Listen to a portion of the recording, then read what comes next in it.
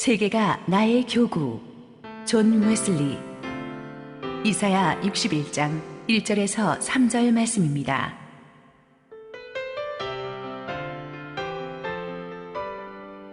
주 여호와의 영이 내게 내리셨으니 이는 여호와께서 내게 기름을 부으사 가난한 자에게 아름다운 소식을 전하게 하려 하심이라.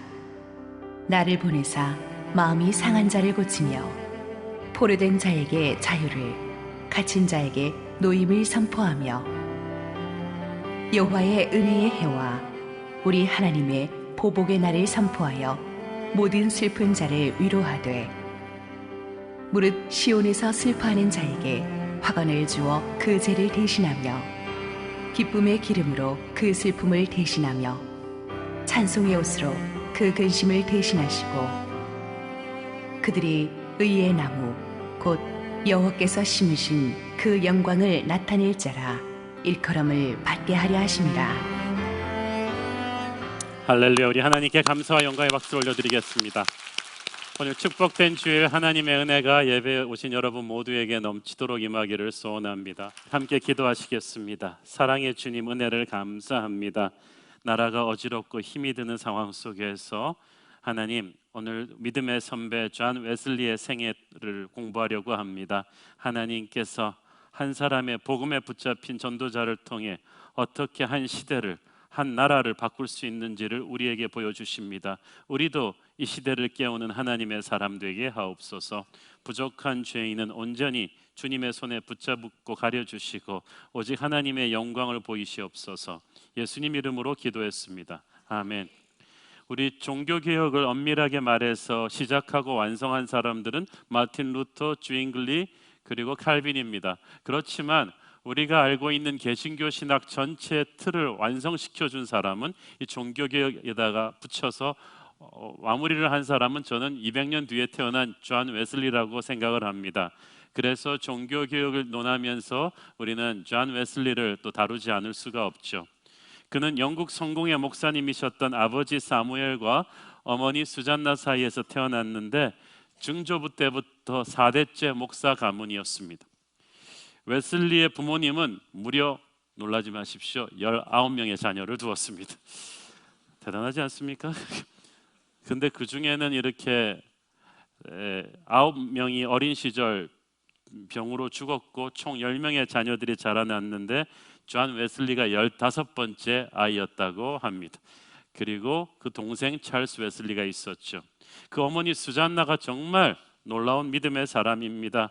19명을, 두세 명 키우는 것도 힘든데 19명을 관리하는 게 얼마나 어려웠겠습니까? 그런데 이 어머니는 매주 한 아이당 30분씩 이상은 집중적으로 개별로 영성 훈련을 시킬 정도로 아주 자기 관리가 철저한 분이었다고 합니다. 그래서 이분이 정말 조직적이고 치밀하다, 자기 관리가 철저하다고 해서 영어 단어로 이걸 메소디컬하다, 조직적이고 치밀하다는 뜻에서 나왔는데 웨슬리가 이걸 본받아서 굉장히 조직적이고 치밀한 자기 관리를 합니다. 그래서 여기서 영어 단어 메소디스트, 감리교도라는 말이 나온 거예요. 웨슬리가 6살 되던 해 겨울, 어린 웨슬리의 인생에 충격적인 사건이 터집니다. 목사관에서 잠을 자다가 집에서 불이 나버렸어요. 그래서 아버지 어머니가 정신없이 아이들을 데리고 탈출했는데, 여러분 홈얼론에서도 보셨겠지만 애가 19명이나 되다 보니까 정신없이 나와서 보니까 존을 깜빡 두고 나온 거야. 근데 이미 불길에 휩싸여 있어서 돌아갈 수가 없어요. 아빠 엄마는 웨슬리를 포기했습니다. 그래서 어린 16살짜리 꼬마가 동동 뛰면서 창문에 매달렸는데 2층 창문에 매달린 것을 지나가던 사람이 보고 우리가 인간 브릿지를 만들자, 인간 사다리를 만들자, 그래가지고 달려가서 극적으로 존을 끄집어냅니다. 그가 나오고 나서 집은 불에 타서 그냥 붕괴되고 말죠. 어린 존은 얼마나 놀랬던지 그 후 스가랴서 3장 2절에 나오는 말씀을 인용해서 자신은 불에서 꺼낸 그슬린 나무다, 하나님께서 나를 기적같이 살리셨다고 간증했습니다. 요한 웨슬리의 엄마도 그때부터 이 아이가 정말 특별한 아이가 될 거라고 생각을 했어요. 하나님께서 섭리가 있으셔서 이렇게 기적같이 이 아이를 살리셨다고 생각했습니다. 17살 되던 해에 존 웨슬리는 옥스포드 대에 진학하고 동생 찰스도 몇 년 후에 옥스포드에 진학하게 되죠. 옥스포드에서 존은 광범위한 이 경건 서적들을 읽기 시작했는데, 특별히 초대교회 교부들의 그 글들과 또 유명한 청교도 목사님들, 믿음의 선배들의 글들을 읽으면서 크리스천은 완전함을 추구하기 위해서 훈련된 사랑의 과정을 거쳐야 된다는 것을 깨닫기 시작합니다. 자신의 삶의 모든 영역을 하나님과 이웃 사랑에 드려야 한다는 생각을 하게 되고, 또 적당히 살아서는 안 되겠다, 은혜를 받은 사람답게 내 모든 인생을 하나님께 온전히 드려야겠다는 결심을 하게 됩니다. 그래서 자기 약점들의 목록을 작성하고 시간 관리를 철저하게 하면서 자기를 극복하는 훈련을 하나하나 실천합니다. 그래서 존 웨슬리는 보면은 평생 자기 관리가 철저한 목사님이었습니다. 1728년 되던 해 웨슬리는 성직자로서 안수를 받고 잠시 학교를 떠나서 아버지의 목회를 돕습니다. 그 기간 동안에 이 옥스포드에 남아 있었던 동생 찰스 웨슬리가 경건한 친구들과 함께 옥스포드에서 홀리 클럽이라는 그 아주 경건한 학생들의 모임을 시작합니다. 옥스포드 대학교에 퍼져 있는 세속주의의 염증을 느낀 그들은 서로 절제되고 구별된 거룩한 생활을 하기로 약속합니다. 정기적으로 성경 공부와 기도와 금식과 또 감옥의 죄수들을 돌보는 이 선한 일들을 하는데, 이들이 얼마나 철저하게 기도하고 하나님 앞에 자신들을 관리하고 훈련시켰던지 친구들이 또 그들을 메소디컬하다, 감리적이다, 아주 교과서처럼 철저한 사람들이라고 놀렸습니다. 그러나 그것이 나중에 이제 감리교의 이름이 되죠. 웨슬리 형제에게 옥스포드를 졸업하고 나서 이제 목회자로서 본격적인 준비를 하고 있는 웨슬리 형제에게 신대륙 미국 조지아주로부터 목회 청빙 요청이 옵니다. 그래서 젊은 웨슬리 형제는 이 신대륙 미국에 가서 우리가 인디안들에게 전도하자는 이 젊은이 특유의 이 열정에 사로잡혀서 예스 하고 미국으로 갑니다. 1735년 1월 달에 그들이 배를 타고 대서양을 건너는데, 건너는 길에 아주 폭풍우를 만납니다. 폭풍우가 너무 강렬해서 아주 집채만한 파도가 배를 침몰시킬 것 같은 어려움을 겪는데, 이 웨슬리 형제는 겁에 질려서 다른 승객들과 함께 이제 곧 파손해서 죽는 줄 알고 그냥 바들바들 떨었습니다. 웨슬리는 자기가 생각해도 스스로 한심한 거예요. 평생 교인들한테 구원의 복음을 믿으라고 가르쳤지만 자기가 이런 죽음의 위기에 오니까 죽기가 두려웠어요. 그런데 그 난리통에서 저쪽 한쪽 구석에서 전혀 두려워하지 않는 소수의 여자들과 아이들의 모임이 있는 거예요. 그들은 평화로운 얼굴로 그 폭풍우 속에서 찬양을 부르고 있었어요. 웨슬리는 달려가서 물었습니다. 당신들은 도대체 두렵지 않습니까? 두렵지 않습니다. 우리는 예수를 믿습니다. 웨슬리는 속으로 나도 믿는데 나도 목사인데 우리는 모라비안 교도들입니다. 우리는 죽어도 주님 계신 천국으로 가니 두렵지 않습니다. 그 모라비안 교도들 앞에서 웨슬리는 충격과 부끄러움에 휩싸입니다. 도대체 저들이 믿는 하나님은 무엇이 다를까? 언젠가는 저들에게 가서 내가 한번 배워야겠다는 생각을 하게 됩니다. 신대륙 미국에 도착해서 웨슬리가 이제 목회를 시작하는데 그 일이 순조롭지 못합니다. 이 존 웨슬리는 미국의 인디안들이 아주 순수하고 겸손하게 복음을 웰컴할 준비가 돼 있는 줄 알았는데, 이미 황금의 눈이 먼 백인 개척자들과 접촉하면서 이 인디안들도 많이 타락을 해서 욕심 많은 살인자, 사기꾼, 도둑들이 많았어요. 그 웨슬리는 평생 곱게 자란 사람이잖아요. 목사의 아들로 자기 관리를 철저하게 하던 사람인데 거기도 충격이 심한데, 또 미국에 이민 온 그 백인 그 영국 교인들한테 목회하다 보니까 여기 사람들이 굉장히 자유로 분방하단 말이에요. 근데 웨슬리는 그런 걸 못 견뎌요. 그래갖고 교회에 정장을 하지 않고 온다거나 뭐 이렇게 하면은 막 야단을 치고 이렇게 바로 잡으려고 했으니까 사람들이, 젊은 사람이 왜 이렇게 깐깐하냐 그래가지고 웨슬리 목사님을 막 경원하기 시작했어요.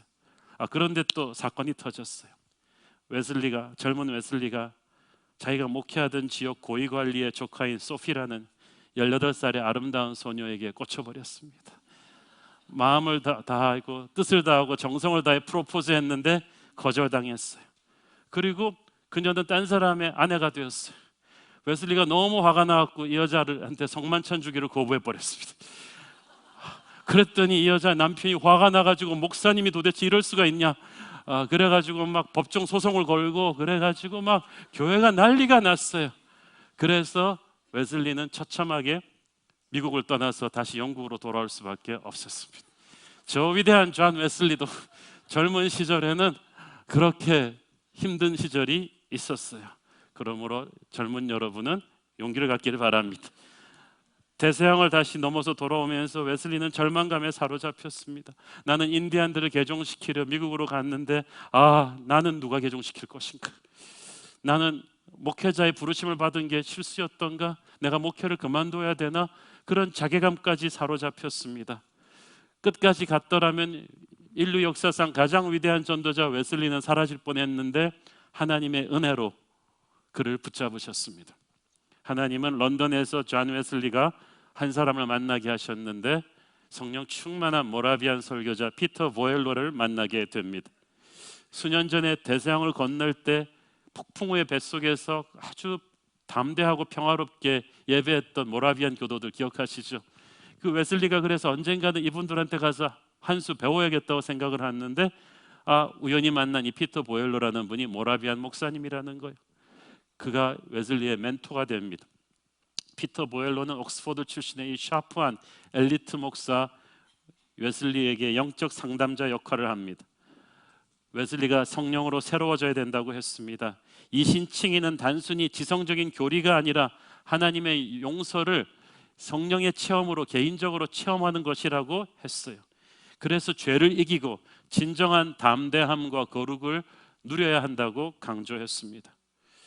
웨슬리는 이 피터 보엘로의 격려와 또를 힘입어서 이 모라비안 교도들의 성경 공부 모임에 출석하기 시작합니다. 거기서 그들과 함께 마틴 루터의 성경 주석들을 같이 읽기 시작했는데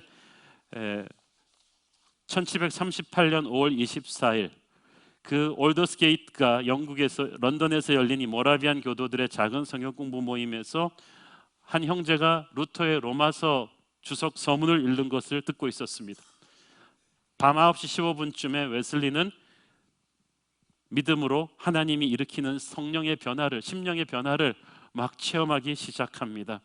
그는 죄인의 죄를 모두 없애주시고 주께서 자를 길을 사망의 법에서 구해주셨다는 확신을 가졌습니다. 불같은 성령이 그를 사로잡기 시작합니다.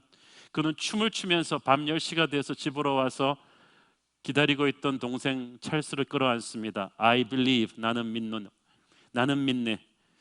그리고 이미 일주일 전에 같은 체험을 했던 찰스 웨슬리와 함께 형제는 기쁨에 차 성령 충만한 찬양을 불렀죠. 그날 존 웨슬리가 성령의 사람으로 거듭나게 됩니다. 지금도 런던에 가보면 그 올더스게이트가에 웨슬리의 회심을 기념하는 기념비가 이렇게 세워져 있어요.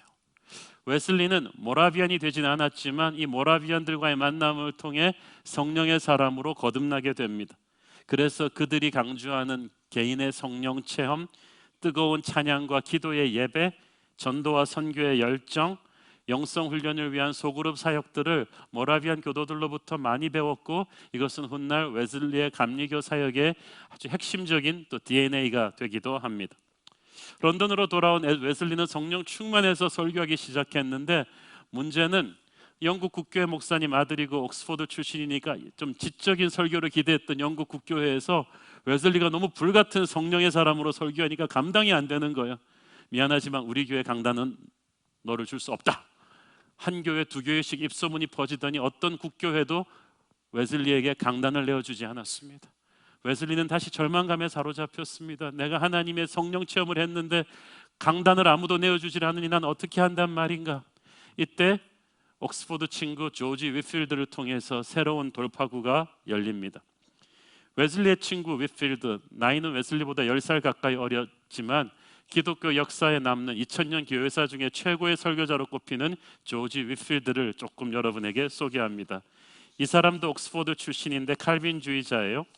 그는 웨슬리보다 먼저 영국 브리스틀 지역을 시작으로 해서 곳곳에서 야외 전도 집회를 했는데 황금의 혀라는 별명이 붙였습니다. 타고난 청아하고 우렁찬 목소리와 유창한 언어 구사와 치밀한 논리와 뜨거운 신앙으로 무장한 윗필드의 설교는 타의 추종을 불허해서 수천 명의 사람들을 야외 집회에서 그리스도께 돌아오게 했습니다. 이 윗필드는 영국에는 오래 있지 않고 신대륙 미국으로 건너가서 요나단 에드워드와 함께 1차 영적 대각성 운동을 주도합니다. 수많은 미국인들을 주님께로 인도한 그는 56세의 아까운 나이로 미국 매사추세츠 지역에서 숨을 거두고 거기에 묻히게 됩니다. 이 웨슬리와 윌피드는 옥스퍼드 대학 시절부터 친구였지만 훗날 웨슬리가 칼빈주의 예정론을 반대하면서 서로 신학적으로 대립하게 되죠. 그렇지만 서로를 존경했어요. 윌필드는 항상 웨슬리를 가르쳐 말하기를 우리가 죽어서 천국 가면 주님 가장 가까운데 웨슬리가 있을 것이다 라고 할 정도로 웨슬리를 존경했습니다.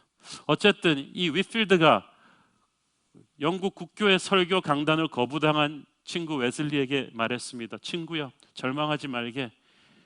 거리로 나가 나처럼 설교하게. 그랬더니 웨슬리는 깜짝 놀랐어요. 나는 조지 자네와 달라. 나는 자네처럼 타고난 웅변가가 아니야. 나는 야외 집회 경험이 없어. 내가 어떻게 그걸 할 수 있어. 웨슬리는 옥스퍼드 신사였고 영국 국교의 목사의 아들이고 차분하고 내성적인 사람인데 야외에서 윗필드처럼 사자처럼 담대하게 복음 전할 자신이 없었어요. 그는 모든 것을 평소 법대로 깔끔하게 하는 사람인데 너무 두렵고 떨리는 일이었어요.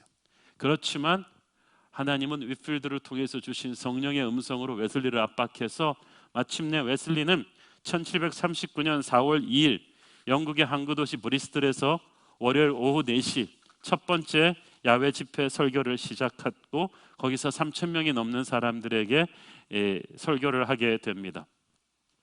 이 브리스톨이라는 도시가 어떤 곳인가 하면은 영국의 아주 시골에 좀 지방에 못 사는 곳의 항구 도시예요. 가난한 노동자 가족들과 불량배들과 창녀들로 넘쳐나는 위험하고 살벌한 곳에서 웨슬리가 이제 설교를 시작했습니다. 그날 웨슬리가 택한 성경 본문 말씀이 바로 오늘의 본문 이사야 61장 1절부터 3절이에요. 같이 읽겠습니다. 주 여호와의 영이 내게 내리셨으니 이는 여호와께서 내게 기름을 부으사 가난한 자에게 아름다운 소식을 전하게 하려 하심이라. 나를 보내사 마음이 상한 자를 고치며 포로된 자에게 자유를 갇힌 자에게 노임을 선포하며 여호와의 은혜의 해와 우리 하나님의 보복의 날을 선포하여 모든 슬픈 자를 위로하되 무릇 시온에서 슬퍼하는 자에게 화관을 주어 그 죄를 대신하며 기쁨의 기름으로 그 슬픔을 대신하며 찬송의 옷으로 그 근심을 대신하시고 그들이 의의 나무 곧 여호와께서 심으신 그 영광을 나타낼 자라 일거듬을 받게 하려 하심이라. 이 말씀이 웨슬리의 평생을 끌고 가는 주제 본문이 됩니다. 영국 국교회는 그에게 강단을 거부했지만 주 여호와의 신이 성령이 내게 기름 부으셨으니 나는 온 땅을 다니며 가난한 자에게 복음을 전할 것이다. 정말 웨슬리가 그렇게 했어요. 여러분 상상을 해보세요. 18세기 영국에서 전통과 관습이 너무나 중요했고 사회적인 규범과 틀이 있어요. 특히 교회에 관련된 관습은 더욱더 엄했습니다. 예배는 국교회당 안에서 드려야 되고 침례교, 회중교회, 장로교도들은 예배하기 위해서 특별 허가증을 받아야만 했습니다. 설교는 교회당 건물 안에서 해야 되고 주일날만 하는 거예요. 주중에 야외에서 설교한다는 것은 꿈도 못 꾼 일이에요. 특별히 영국 국교회 목사로 4대째 가문에서 자란 웨슬리에게는 이게 생각할 수도 없는 일인데 하나님께서 모든 다른 문을 닫아버리셨기 때문에 할 수 없이 야외 집회로 나간 것입니다. 사실 이 브리스톨 사람은 옥스퍼드 대학생 처음 보는 거였어요. 그 당시 대학 진학률이 1%도 되지 않던 때의 영국이. 그 중에서도 최고 명문 옥스퍼드를 나온 이런 엘리트 젊은이가 그런 곳에 넘어와서 험악한 이 노동자들 이런 거친 사람들을 호흡을 같이 하면서 설교한다는 것 자체가 엄청난 감동이었는데 그날 하나님께서 놀라운 역사를 일으키셨어요. 수많은 사람들이 웨슬리의 설교를 듣고 주님을 영접했어요. 웨슬리는 크게 고무되었습니다. 웨슬리는 그때부터 18세기 영국판 사도 바울의 인생을 시작합니다. 1739년 전국 순회 전도 여행을 떠나기 전에 웨슬리는 이렇게 썼습니다. The world is my parish. 온 세계가 나의 교구가 될 것이다. 누구든지 복음의 좋은 소식을 듣기 원한다면 나는 그들에게 가서 복음 전하는 것을 내 인생의 거룩한 의무로 알고 살 것이다. 그래서 그때부터 웨슬리와 그의 제자들은 정말 영국 땅 전역을 다니면서 설교를 하는데, 영국 가보시면 알겠지만 날씨 되게 안 좋습니다. 춥고 음습하고 비 내리고 길도 그 당시엔 좋지 않았고 강도들도 많았어요. 그런데 웨슬리가 말을 타고 6, 70마일씩, 그러니까 한 100km 이상씩 말을 타고 여행하면서 54년 동안 매년 5,000마일, 그러니까 매년 한 8,000km 정도를 말을 타고 여행을 했습니다. 이것은 웨슬리 인생 전체로 합쳐보면 총 29만 마일 정도로 지구를 12바퀴 도는 것과 마찬가지의 거리입니다. 그 긴 세월 동안 그는 말 타고 다니면서 4만 번이 넘는 야외 설교를 했는데, 이는 하루에 평균 2번, 매주 평균 15번의 설교를 한 것이 됩니다. 그래서 런던과 브리스톨에 있는 웨슬리 기념교회를 가보면 그 동상이 있는데 전부 다 말 탄 모습이에요.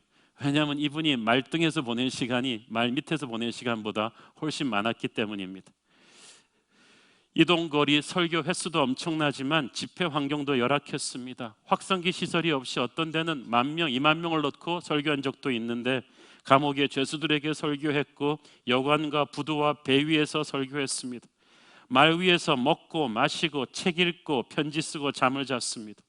그는 악천후와 나쁜 조건 속에서도 멈추지 않았습니다. 그를 시기하는 사람들에게 매수당하고 선동당한 폭력배들이 집회를 난장판으로 만든 경우도 많았습니다. 그때마다 하나님의 개입으로 살아났습니다. 너무나 몸이 아프고 마음이 힘들어서 설교 강단에 서기 직전까지 쓰러질 지경도 있었지만 하나님의 능력으로 그는 집회를 기적같이 끝내곤 했다고 합니다. 웨슬리는 건강이 좋지 않은 사람이었습니다.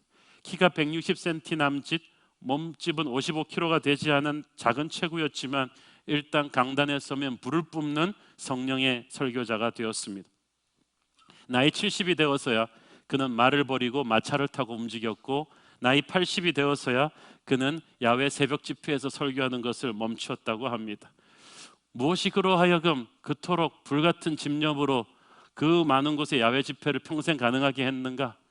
어떤 사람은 농담삼아 말하기를 이건 웨슬리의 아내가 소문난 악취였기 때문이다.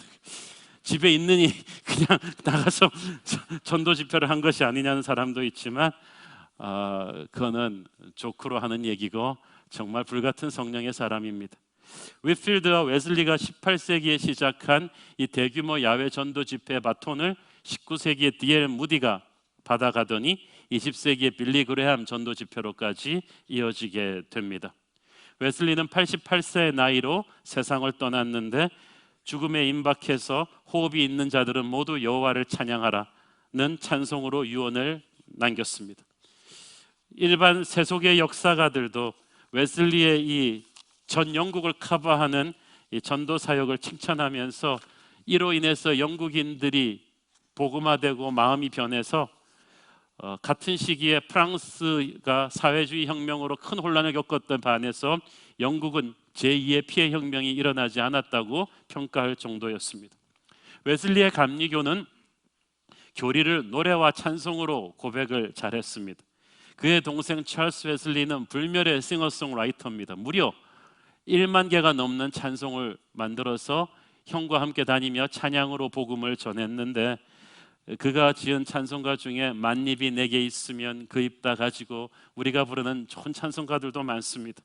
영국 브리스톨로 우리 성지순례 팀이 갔을 때 찰스 웨슬리의 집을 방문해서 우리 찬양 인도하는 목사님들을 끌어안고 주여 이들에게 찰스 웨슬리의 기름 부으심을 주시옵소서 라고 기도했더니 이 두 분의 찬양 인도가 다녀와서 달라졌죠. 예, 달라졌죠. 예. 웨슬리는 기도의 용사였습니다. 하나님께서는 기도에 응답하시는 일만 하신다고 했습니다. 그래서 매일 하루에 2시간, 3시간씩 기도를 하셨는데, 웨슬리의 동역자 한 사람은 기도실에서 나오는 웨슬리 목사님을 보고 이렇게 회고했습니다. 그분은 기도를 그의 가장 중요한 일가로 생각하셨다. 저는 그가 기도 골방에서 나올 때 얼굴이 평온하다 못해 환히 빛나는 것을 여러 번 보았습니다 라고 했어요. 자, 위대한 하나님의 사람 요한 웨슬리의 그 신학적인 영향력에 대해서 조금 이야기해 보고자 합니다. 존 캘빈은 그리스도를 믿고 구원받는 그 순간부터 우리가 루터와 칼빈은 의롭게 된다고 말했습니다. 그렇지만 이제 중요한 것은 성결, 내가 거룩하니 너희도 거룩하라. 하나님은 우리가 거룩하기를 원하셨는데 캘빈은 우리가 이 땅에서 완전히 거룩해질 수는 없다. 이 완전한 거룩은 우리가 죽고 나서 이제 부활해서 천국 가서야 이 완전한 거룩을 이룰 것이다 라고 했어요. 그러면 이 땅에서는 어떻게 하느냐? 성화되어 가는 과정이다라고 했어요. 날마다 우리가 이렇게 주님을 본받아 옛사람을 버리고 점점 성화되어 가는, 그래서 이것을 성결을 과정으로 봤어요. 그런데 웨슬리는, 그게 캘빈이란 말이에요. 그런데 웨슬리는 달라요. 웨슬리는 이 성결이 과정이기도 하지만 사건이라고 봤어요. 어떤 돌파구를 찌르는 사건이 있다는 거예요. 어떤 운동선수도 갑자기 잘하게 되는 어떤 기폭점이 있듯이 서서히 발전하기도 하지만 어떤 폭발적인 사건, 이것을 갖다가 그는 이제 웨슬리는 두 번째 축복이라고 했어요. 첫 번째 축복은 당연히 구원 사건이고, 구원 사건 이후로 갑자기 성령을 체험하는 그런 포인트가 온다는 거예요. 런던 알더스게이트가에서 모라비안 교도들과 성경 공부하다가 자기가 불같은 성령에 체험한 것처럼, 그래서 근데 여기서 우리가 이제 중요하게 생각할 것은 칼빈이 말하는 성결과 웨슬리가 말하는 성결이 달라요. 칼빈이 말하는 성결은 진짜 죄가 하나도 없는 하나님과 같은 완전함을 뜻하는데 그건 진짜 천국 가서야 가능한 것이죠. 그런데 웨슬리가 말하는 성결은 그런 완전함이 아니라 죄를 극복하는 능력이에요. 그래서 웨슬리가 말하는 성경 거기 때문에 이 땅에서 체험할 수 있다는 거예요. 이거 어떻게 가능하냐? 존 플래처라는 웨슬리의 제자는 그래서 이 두 번째 축복이 바로 성령 세례다 말했어요. 이미 갈보리 십자가를 통과한 이 120문도들이 오순절 다락방에서 성령 체험을 하면서 성령 체험을 하고 나니까 이제는 그 겁쟁이 제자들이 땅끝까지 가서 담대히 복음을 전하는 사도들이 되었듯이 우리에게도, 구원받은 사람에게도 하나님의 성령을 불같이 체험하는 그런 기폭점이 필요하다는 거예요.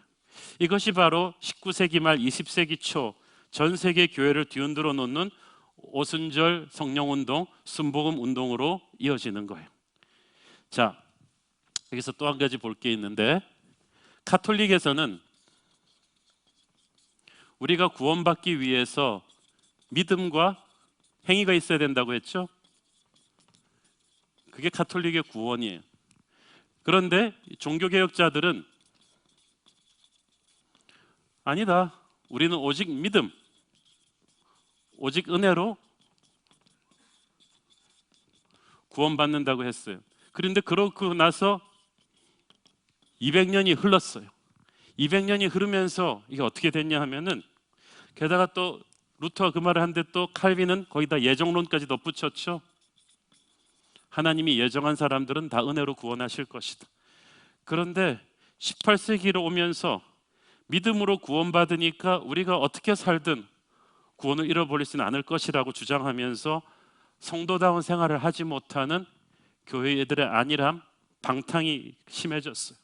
그리고 하나님이 예정한 사람들은 어차피 구원할 것이니까 우리가 뭐 열심히 전도하지 않아도 된다는 이 잘못된 은혜와 예정론의 잘못된 오용으로 인해서 청교도 신앙과 이 국교의 신앙이 너무나 차가워져 버린 거예요. 그래서 웨슬리는 중생한 신자가 성령 체험으로 죄를 극복하는 능력을 누려야 된다는 것을 강조했습니다. 그래서 웨슬리는 종교개혁자들의 오직 믿음에다가 거룩한 삶, 성결, 이 거룩한 삶을 전포쳐서 강조한 거예요. 웨슬리는 하나님이 주시는 은총을 당연시 여기지 말고 인간도 반응해야 된다고 가르쳤어요. 자, 웨슬리의 성결론을 이해하려면 웨슬리의 시대를 이해하면 됩니다. 종교개혁이 끝나고 200년이 지나면서 영국의 청교도들도 이제 날이 많이 묻어졌어요. 그 자손들은 너무 피곤해하기 시작했어요. 우리가 그렇게 빡빡하게 살 필요가 있느냐? 그리고 가톨릭 신학과 똑같은 영국 국교회는 굉장히 매너리즘에 빠지고 있었어요. 그래서 영국의 교회가 힘을 잃어가고 있었는데 영국 사회는 그 당시 프랑스에서는 사회주의 산업혁명이 터졌고 그 사회주의 바람이 영국으로도 불어오고 있었는데 영국에서는 또 산업혁명이 일어나면서 급격한 도시화와 빈부 간의 격차가 벌어지고 있었어요. 범죄와 매춘과 도박과 사치가 영국을 지배했습니다. 가난한 집 아이들은 하루에 14시간씩 일해도 먹고 살 수가 없었어요. 영국 런던의 4분의 1이 술집이었고 불량배들의 행패로 밖에는 나다닐 수가 없었어요. 그런데도 영국의 국교회는 매너리즘에 빠져 있었던 거예요. 어차피 은혜로 구원받을 사람은 다 구원받을 것이다. 그래서 웨슬리는 이 영국을 뒤덮고 있던 세속주의와 교회들의 매너리즘을 다 개혁하기를 원했던 거예요. 성도라면 성령의 도움으로 죄를 극복하는 자유함과 능력을 누리고 이를 표출해서 자기뿐 아니라 이 사회도 거룩하게 바꿔야 된다고 웨슬리는 선포했어요. 그래서 예수의 십자가 보혈로 구원을 받은 사람은 이제 성령의 기름 부으심으로 영적인 돌파구를 마련해야 된다고 주장했습니다. 이 웨슬리의 가르침이 바로 성결교회 신학이 되는 것이고 성령 세례 가르침이 바로 오순절 하나님의 성의 순복음교단의 신학이 되는 거예요. 그래서 웨슬리야말로 성결교단과 순복음교단 하나님의 성의 교단의 신학적인 모체라고 할 수가 있습니다. 웨슬리는 시너지를 만드는 지도자였습니다. 그 자신은 그렇게 오리지널을 많이 만드는 사람이 아니었지만 딴 사람들의 새로운 생각을 자꾸 적극적으로 수용하고 활용해서 더 잘 썼어요. 예를 들어 소그룹 사역을 처음 착안한 것은 모라비안 교도들이었는데 존 웨슬리가 이것을 치밀하게 조직하고 활용해서 전국적인 감리교 조직의 그 세포들로 키웠어요. 그래서 웨슬리의 신학을 받은 교단들이 그 소그룹 관리를 굉장히 잘합니다. 순복음교회가 굉장히 또 소그룹 관리 잘하고 감리교회도 굉장히 잘해요. 자, 웨슬리가 또한 사회를 개혁하는 자원봉사단체를 최초로 만든 것은 아닙니다. 그렇지만 그는 이것을 활발하게 체계화시켜서 영국의 노예제도를 폐지하는 교회 운동을 일으키고 금주 실천을 위한 노력과 미성년자 노동을 폐지시키고 배우지 못한 빈민층 아이들을 교육시키는 이 썬데이 스쿨 프로그램을 전국적으로 일으키는 사람이 됩니다. 지금도 그래서 감리교단들이 그걸 잘합니다. 야외 설교를 처음 시작한 것은 조지 위필드였지만 여러 곳을 순회하면서 야외 설교를 자신도 하고 그것을 제자들에게 가르쳐서 전국을 도는 이 순회 전도자 조직을 만든 것은 요한 웨슬리였어요. 또 웨슬리는 기독교사에 가장 크게 공헌한 것 중에 하나가 평신도 리더십을 세우는 것이었어요. 그 당시는 청교도들은 특히 까다로운 신학 교육을 받은 목회자들만을 중심으로 사역하게 했는데 웨슬리는 이 수많은 영혼들을 구원하는 데 있어서 교회당 안에만 있는 목회자들만 가지고는 안 된다. 복음에 대한 열정이 있는 평신도 설교자들을 많이 발탁을 했습니다. 특히 소그룹 지도자들로 여성들을 그 당시로는 파격이었지만은 굉장히 많이 발굴해서 세워줬어요.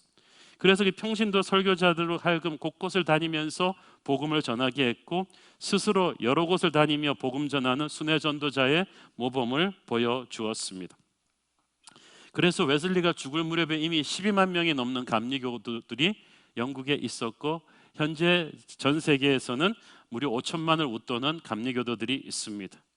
이 웨슬리의 가르침을 따라 그들은 성경적이면서도 쉽게 이해할 수 있는 설교, 성경 공부와 기도를 위한 소그룹 조직의 체계적인 운영, 문서 선교, 가난하고 궁핍한 자를 구제하고 금주 운동을 일으키는, 한국 교회도 초창기 금주 운동을 일으킨 게 바로 다 감리교회들이었죠. 이 영향이 타 교단들에게도 미쳤어요. 웨슬리는 영국 국교회를 탈퇴하고 싶어 하지 않았어요. 그래서 장로교회가 수평적인 교회 정치 제도를 도입해서 당회를 중심으로 움직였는데 영국 국교회의 목사의 아들이었던 웨슬리는 감리교회는 영국 국교회 감독 제도를 그대로 갖고 왔어요. 그래서 지금도 감리교회는 감독제대 중심으로 중앙에서 큰 힘을 발휘하는 그런 시스템으로 움직입니다. 하지만 웨슬리가 죽고 나서 감리교단의 교세가 워낙 커지고 그들의 신학과 목회 방침이 워낙 파격적이다 보니까 영국 국교회와 공존하지 못하고 서로 갈라서게 되죠. 웨슬리의 영향력은 당대에만 그친 것이 아니라 그 다음 세대로까지 퍼져나갑니다. 웨슬리는 항상 이렇게 말하곤 했습니다. Give me 10 men who's afraid of nothing but God and I will turn the world upside down. 내게 하나님 외에는 아무것도 두려워하지 않는 10명을 달라. 그러면 내가 세상을 뒤집어 엎을 것이다. 그래서 웨슬리는 제자들을 많이 키웠어요. 그 제자들 중에는 웨슬리를 넘어서는 사람들이 많았어요. 영국의 국회에서 노예제도를 폐지시켰던 저 위대한 국회의원 윌리엄 윌버포스도 웨슬리의 영향을 받았던 인물이죠.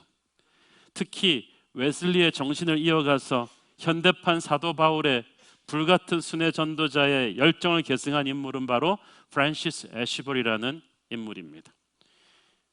이 사람이 평신도 설교자였어요. 부모부터 웨슬리의 제자들이었는데 13살에 회심하고 16살부터 평신도로서 설교를 시작한 사람이에요. 워낙 설교의 열정이 뛰어나니까 웨슬리가 이 친구 인물인데, 그래서 26살의 나이에 평신도 설교자인 그를 미국 감리교를 총지휘할 인물로 파송합니다. 26살에 애쉬버리는 도착하자마자 미국을 바꾸어 놓습니다. 그는 그의 동료들이 인구가 밀집되고 안정된 도시와 마을들의 목회를 선회한 데 반해서 애쉬버리는 달랐어요. 나는 설교자로서 복음을 필요로 하는 곳이라면 어디든 가야 할 것이다. 그리고 모범을 보였어요. 그가 얼마나 부지런하게 움직였던지 죽기 전까지 그는 말을 타고 미국 대륙 곳곳을 30만 마일을 여행을 합니다. 그의 스승 웨슬리가 29만 마일을 여행을 했는데 지구를 12바퀴 반 이상 도는 엄청난 거리였죠. 그래서 그 시대 어떤 서부 개척자보다 미국 땅을 많이 알고 있었다고 합니다. 애쉬버리의 일기를 보면 이렇게 써 있습니다. 나는 하루에 100페이지 이상의 책을 말을 타고 혹은 여관방에서 읽었고 거의 격일로 야외 집회를 인도했고 매일 저녁 기도 모임에서 성경을 강의했습니다. 매서운 날씨나 인디안들의 습격이나 지역 풍토병도 결코 나를 막지 못했습니다. 그렇게 고생하던 이 애쉬버리와 감리교 순회 전도자들의 그 당시 모습입니다. 애쉬버리는 자신의 동역자들에게 이렇게 도전했습니다. 모든 가게와 집과 부엌으로 들어가서 남녀노소를 불문하고 모든 이에게 영혼의 구원을 설교하십시오. 그래서 그의 가르침을 받은 수많은 그의 동역자들과 젊은 제자들이 미국 깊숙한 서부 내륙 지역까지 수천 마일의 말을 타고 다니면서 사역했는데 그 혹독한 환경과 토질병과 인디안들의 습격 등으로 인해서 많이 죽었습니다. 그 당시 감리교 순회 전도자들의 평균 수명이 29세가 넘지를 못했다고 합니다. 그런 혹독한 대가를 치르면서도 수많은 사람들이 웨슬리와 애쉬버리의 제자들이 미국 땅에서 이렇게 순회 전도를 해서 19세기 초반에 이르러서는 엄청나게 성장해 있었어요. 그가 처음 미국에 왔을 때 단 300명의 성도들이 미국에서 감리교로 있었는데 45년 뒤에 그가 세상을 떠날 때는 20만의 성도들이 미국 전역에서 있었어요. 한 사람의 헌신된 지도자의 영향력이 참 크죠. 그래서 웨슬리와 프란시스의 이 성결 신학을 계승한 19세기 미국 성결교회로부터 한국 성결교회가 온 거예요. 이 애쉬버리는 웨슬리가 창안한 감리교 특유의 사역을 미국에서 풀어놓았습니다. 지역 모임을 설립하고 순회 전도 코스를 세팅을 해서 수많은 전도자들이 조직적으로 서로 부딪히지 않으면서 움직이게 하고 지역마다 대형 컨퍼런스를 열어서 지역 교회의 성장을 돕고 그 네트워킹을 구성하고 그렇게 하면서 미 신대륙에 새롭게 개척된 땅을 문명화시켰는데 이게 미 합중국 정부가 들어서기 전이에요. 그래서 나중에 정부 조직이 들어설 때도 이 감리교나 이 교회들의 네트워크를 많이 이용을 했다고 합니다. 애쉬버리는 웨슬리의 정신을 이어받아서 여성들을 소그룹 리더로 세웠고 문서 선교를 활성화시켰습니다. 사람들이 쉽게 따라 부를 수 있는 대중적인 복음성과 찬송가도 많이 보급했어요. 또 사회적인 책임을 다하는 기독교를 꿈꿨습니다. 교육기관들을 많이 세웠습니다. 미국의 좋은 대학들은 그 감리교에서 세운 것들이 많아요. 노예제도와 싸웠고 금주운동을 벌였죠. 그래서 애쉬버리의 리더십 하에서 미국의 감리교회는 신학과 삶의 파워풀한 이 시너지를 만들어준 것입니다. 저는 장로교 신학교에서 공부한 목사입니다만은 감리교를 세운 이 존 웨슬리에게서 도전을 참 많이 받습니다. 지상명령 완수의 열정에 대해서 우리는 그보다도 위대한 사람을 찾긴 어려울 것입니다. 저는 이런 생각을 가끔 해봅니다.